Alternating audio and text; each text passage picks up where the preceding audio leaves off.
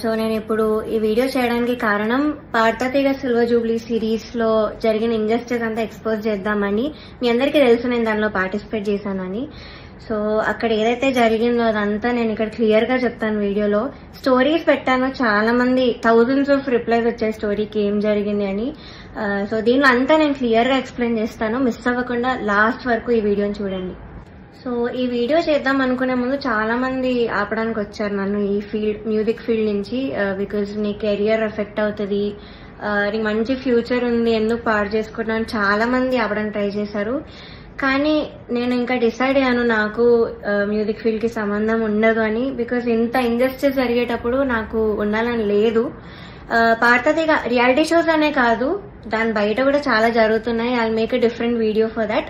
కానీ ఈ వీడియో మాత్రం ఓన్లీ ఫర్ పాడతా తీయగా. సో నేను డిసైడ్ అయింది అందుకే.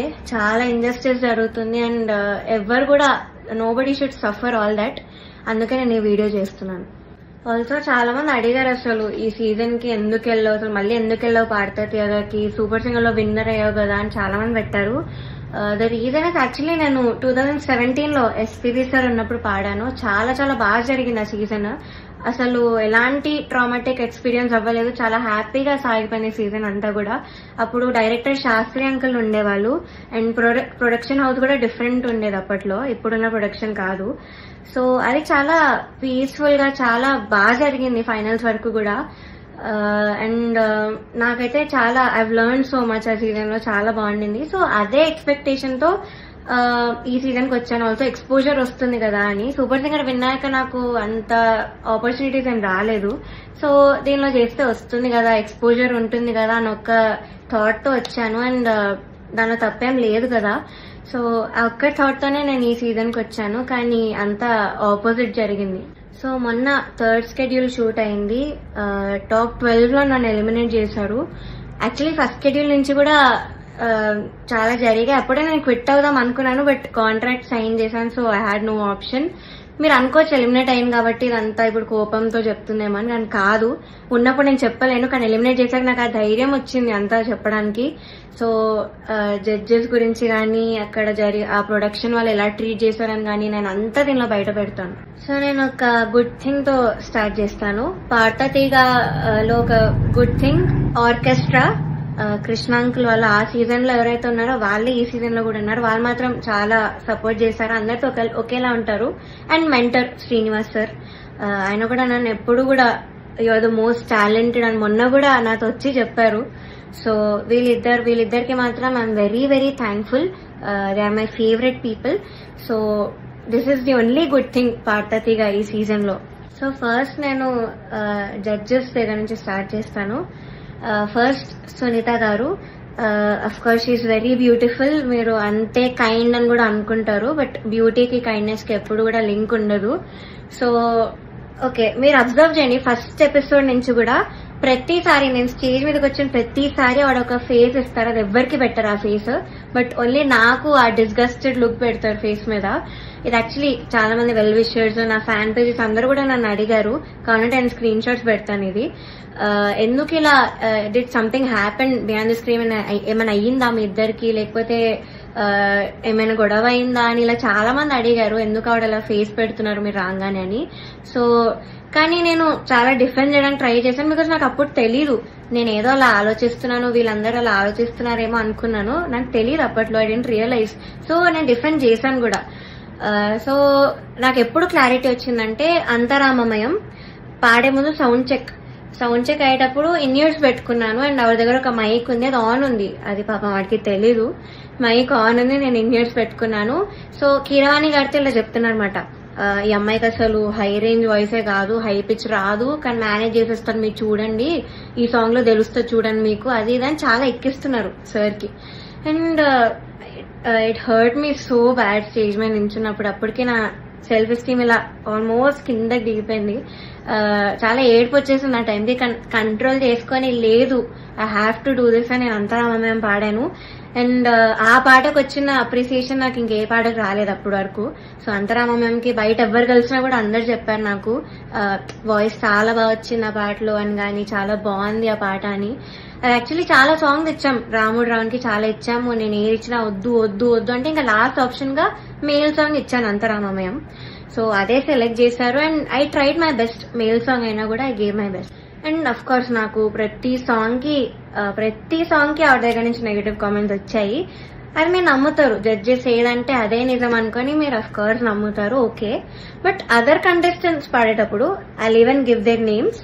ఇద్దరు శ్రీధృతి అండ్ గాయత్రి అక్క, వీళ్ళిద్దరు పాడేటప్పుడు పిచ్చింగ్, ఎస్పెషలీ ధృతికి చాలా పిచ్చింగ్ ఇష్యూస్ వచ్చేటప్పుడు అయితే ఆవిడ ఇలా సైగలు చేసేవాళ్ళు, షార్ప్ అయితే ఇలా చెప్పేవాళ్ళు, అది మేము అందరం చూసాము.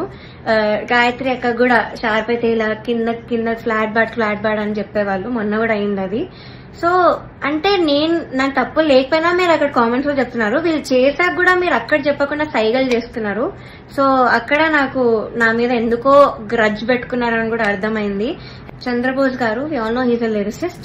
సో ఆయన రెస్పాన్సిబిలిటీ లిరిక్స్ తప్పులుంటే ఆయన చెప్పాలి. సో నన్ను ఫస్ట్ 2 ఎపిసోడ్స్ బాగా మెచ్చుకున్నారు. ఇలాగా ప్రతి నోట్ గాని భావం గాని అసలు వదలకుండా పాడుతామని కూడా చెప్పారు నాకు. అయితే రాముడు రౌండ్ లో వీళ్ళందరు ట్రూ కలర్స్ అన్ని బయటపడ్డాయి. ఫస్ట్ సునీత గారిది నేను చెప్పినట్టు మైక్ లో మాట్లాడేశారు, ఇండియన్స్ ఉన్నాయని నాకు తెలియక.